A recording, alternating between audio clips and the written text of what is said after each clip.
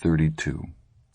One day, near the end of the month, while I was walking home from school, a black 1952 Ford cut into the curb in front of me. There was no mistaking that car.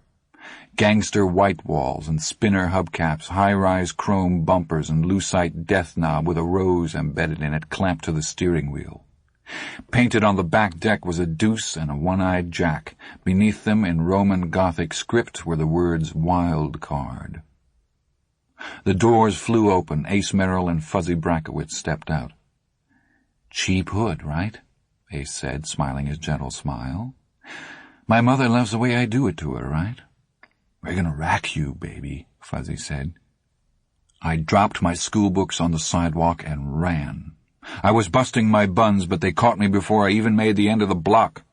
Ace hit me with a flying tackle, and I went full length on the paving. My chin hit the cement, and I didn't just see stars. I saw whole constellations, whole nebulae. I was already crying when they picked me up, not so much from my elbows and knees, both pairs scraped and bleeding, or even from fear. It was vast, impotent rage that made me cry. Chris was right. He had been ours. I twisted and turned and almost squiggled free. Then Fuzzy hoiked his knee into my crotch. The pain was amazing, incredible, nonpareil. It widened the horizons of pain from plain old widescreen to a vista vision. I began to scream. Screaming seemed to be my best chance. Ace punched me twice in the face, long and looping haymaker blows. The first one closed my left eye. It would be 4 days before I was really able to see out of that eye again. The second broke my nose with a crunch that sounded the way crispy cereal sounds inside your head when you chew. Then old Mrs. Chalmers came out on the porch, with her cane clutched in one arthritis-twisted hand and a Herbert Tareyton jutting from one corner of her mouth. She began to bellow at them. "Hey! Hey there, you boys! You stop that! Police! Police!" "Don't let me see you around, dipshit," Ace said, smiling, and they let go of me and backed off. I sat up and then leaned over, cupping my wounded balls, sickly sure I was going to throw up and then die. I was still crying, too. But when Fuzzy started to walk around me, the sight of his pegged jeans leg snugged down over the top of his motorcycle boot brought all the fury back. I grabbed him and bit his calf through his jeans. I bit him just as hard as I could. Fuzzy began to do a little screaming of his own. He also began hopping around on one leg, and incredibly he was calling me a dirty fighter. I was watching him hop around, and that was when Ace stamped down on my left hand, breaking the first 2 fingers. I heard them break. They didn't sound like crispy cereal. They sounded like pretzels.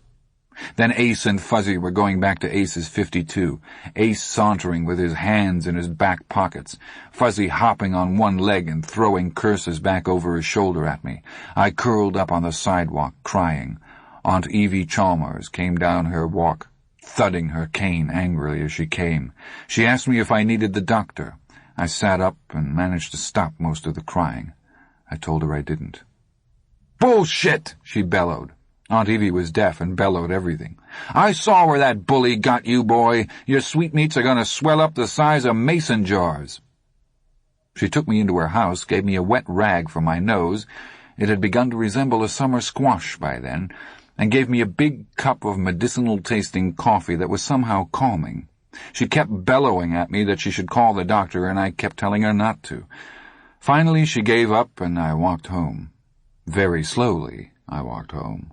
My balls weren't the size of mason jars yet, but they were on their way. My mom and dad got a look at me and wigged right out. I was sort of surprised that they noticed anything at all, to tell the truth. Who were the boys? Could I pick them out of a lineup? That from my father, who never missed Naked City and The Untouchables. I said I didn't think I could pick the boys out of a lineup. I said I was tired. Actually, I think I was in shock. In shock and more than a little drunk from Aunt Evie's coffee, which must have been at least 60% VSOP brandy. I said I thought they were from some other town, or from up the city, a phrase everyone understood to mean Lewiston, Auburn.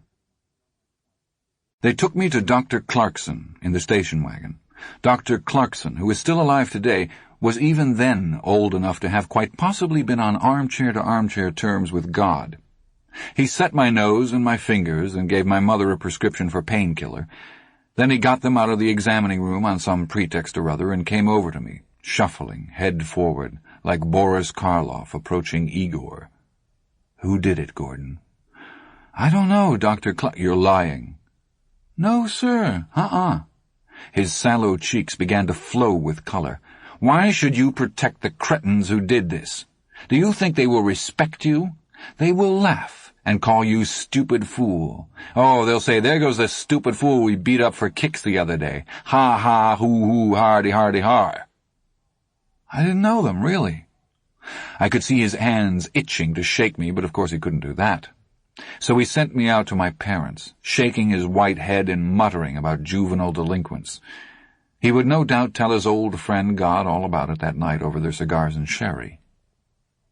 I didn't care if Ace and Fuzzy and the rest of those assholes respected me or thought I was stupid or never thought about me at all. But there was Chris to think of. His brother Eyeball had broken his arm in 2 places and had left his face looking like a Canadian sunrise. They had to set the elbow break with a steel pin. Mrs. McGinn from down the road saw Chris staggering along the soft shoulder, bleeding from both ears and reading a Richie Rich comic book.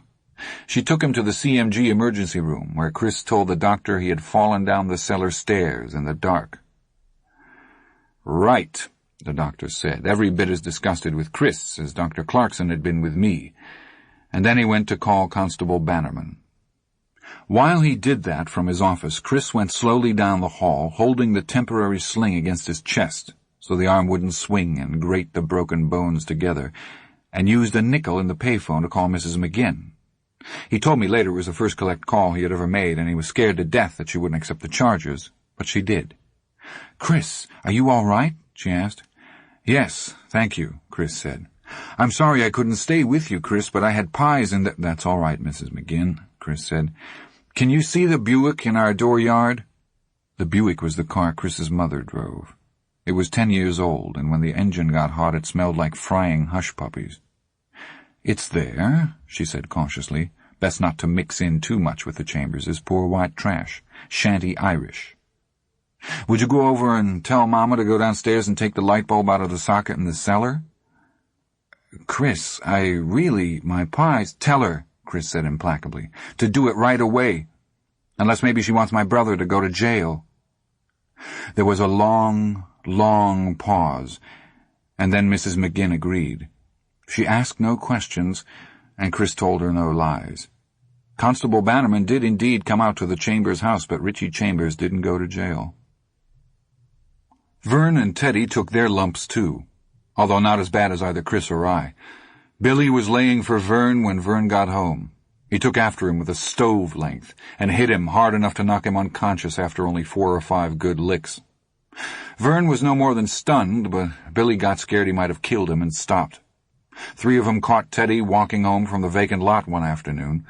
They punched him out and broke his glasses. He fought them, but they wouldn't fight him when they realized he was groping after them like a blind man in the dark. We hung out together at school, looking like the remains of a Korean assault force. Nobody knew exactly what had happened, but everybody understood that we'd had a pretty serious run-in with the big kids and comported ourselves like men. A few stories went around. All of them were wildly wrong. When the casts came off and the bruises healed, Vern and Teddy just drifted away. They had discovered a whole new group of contemporaries that they could lord it over. Most of them were real wets, scabby, scrubby little 5th-grade assholes. But Vern and Teddy kept bringing them to the treehouse, ordering them around, strutting like Nazi generals.